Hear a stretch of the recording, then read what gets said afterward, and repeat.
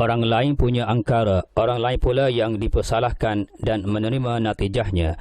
Inilah yang terjadi ke atas Adnan Cik Hassan atau Mat dari Kuartus Kesihatan Tendung, Bunuk Susu, Pasir Mas, Kelantan ketika menceritakannya kepada CRTV. Dia yang bertugas sebagai pembantu rawatan kesihatan agak terkilan dengan tuduhan dan dakwaan beberapa petugas di Kuartus berkenaan yang kononnya beliau membela hantu. Walaupun tanpa bukti yang boleh mengaitkan dia sebagai pembela hantu, namun mereka tetap menuduhnya. Katanya sejak beliau berpindah ke Kuartus ini sekarang pada tahun 1998, kejadian gangguan pelik itu belum wujud.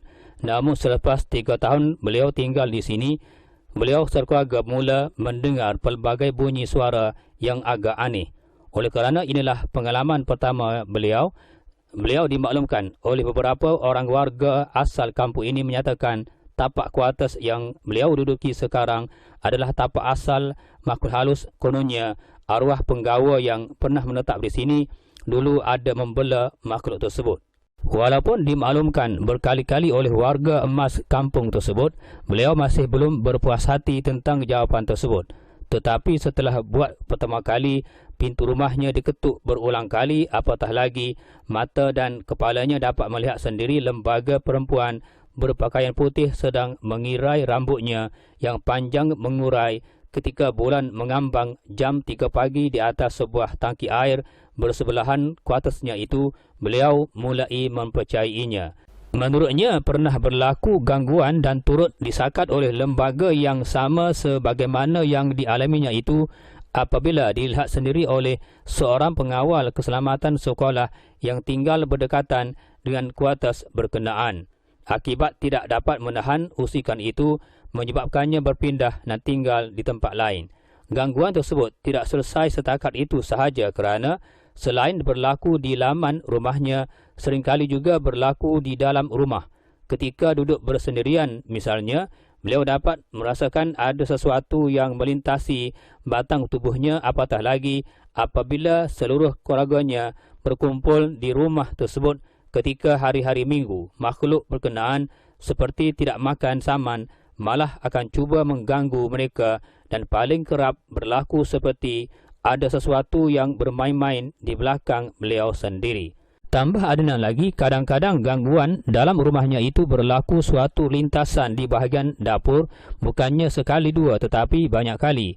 Malahan kadang-kadang setiap kali beliau ingin melelapkan mata kerana penat bekerja seharian. Ketika itulah wujudnya pelbagai gangguan apabila pintu rumahnya diketuk berkali-kali setelah tibanya waktu larut malam yang sunyi. Menurutnya, pernah suatu kali beliau ingatkan rakan sekerja beliau yang berkunjung ke rumah kerana memberi salam Assalamualaikum.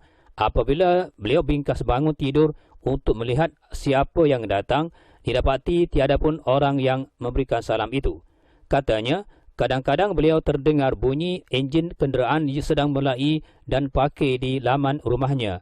Namun, apabila dijenguk mulai langsir jendela rumahnya, tidak ada sebarang jenis kenderaan yang datang. Katanya lagi, ada satu kali ketika larut malam, beliau terdengar ada bunyi ketukan di pintu rumah ini. Beliau menyangka ada jiran-jiran kampung ini yang meminta pertolongan beliau. Tetapi apabila dilihat, tidak ada orang. Acap kali juga ada seseorang sedang batuk di hadapan tangga rumah. Namun apabila dilihat, tidak ada seorang pun yang berdiri di situ. Pernah beberapa kali beliau membebel dengan keadaan berkenaan untuk menunjukkan Kuartus berkenaan agak teruk. Ini kerana sesuatu yang agak menyedihkannya tentang peristiwa itu apabila beberapa penghuni di Kuartus itu pula membuat dakwaan yang memanaskan cuping telinganya. Kononnya beliau memelihara hantu.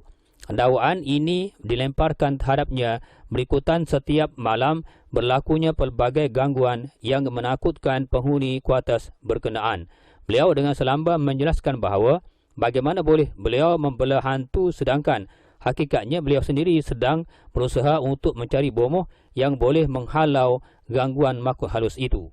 Katanya, beberapa penduduk pernah memaklumkan kepadanya bahawa walaupun diundang ke pakaran bomoh lain yang lebih handal, tidak akan mampu memulihkan gangguan berkenaan kerana ia sudah sebati dengan kuartus tersebut. Dengan itu juga, beliau terus berusaha untuk mendapatkan khidmat pengamal rawatan tradisional yang dapat berbuat demikian.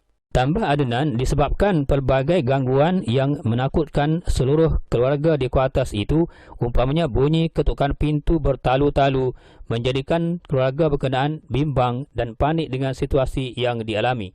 Katanya, akibat daripada kejadian itu, salah seorang penghuni kuartus yang bernama Amir MMA cuba mendapatkan khidmat bomoh lain bukan untuk memulihkan keadaan kritikal akibat gangguan itu, sebaliknya untuk mengetahui adakah beliau seorang pembela hantu yang didakwa oleh penghuni-penghuni lain di kuartus itu.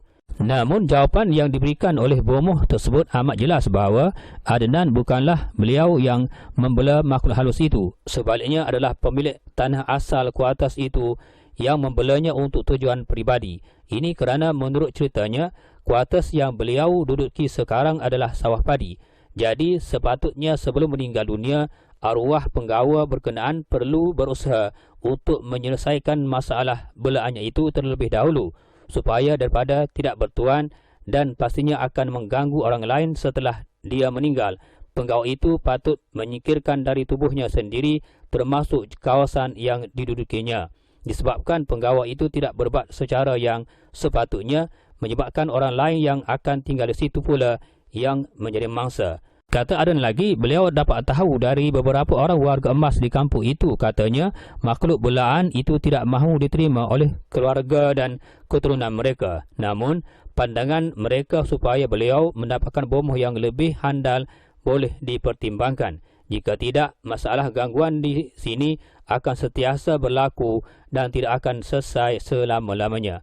Setakat ini beliau masih lagi bersabar walaupun sering diganggu berkali-kali oleh makhluk halus yang menghuni di kawasan itu dengan mengambil keputusan tidak ingin berpindah. Disebabkan sering diganggu sedemikian rupa, beliau menganggap gangguan berkenaan sebagai sudah lali dan memahami dengan keadaan yang berlaku. Cuma beliau agak duka cita dengan sikap masyarakat di kampung berkenaan yang sanggup menuduhnya membela hantu tanpa usul periksa, walaupun hakikatnya tidak. Tambah Adnan lagi, dalam usaha untuk menyelesaikan masalah sedemikian, beliau cuba menemui seorang bomoh dari kampung berhampiran bernama Kak Allah dalam usaha untuk menyingkirkan makhluk gaib di kawasan itu. Namun, bomoh tersebut memberitahunya bahawa makhluk yang dianggap penghuni asal di kuartus itu jika berjaya dihalau hanya dalam tempoh sementara, iaitu selama 2 atau 3 minggu sahaja.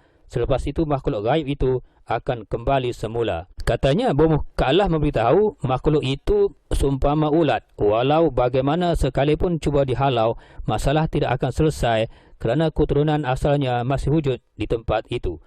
Kata bomoh Kak Allah, beliau boleh usahakan sekadar untuk menahan dan mengurangkan gangguan makhluk itu sahaja. Tetapi kalau ingin harapkan makhluk itu pergi buat selama-lamanya, kemungkinan tidak akan berjaya. Namun, menurut Adnan lagi, walaupun gangguan berkenaan agak berkurangan tidak sebagaimana kejadian sebelumnya, natijah yang beliau terima agak munasabah apabila tubuhnya didapati semakin lemah dan semangat jiwanya agak berkurangan. Apatah lagi dibebani dengan kerja-kerja di pejabat akan menambahkan lagi masalah yang sedia wujud itu.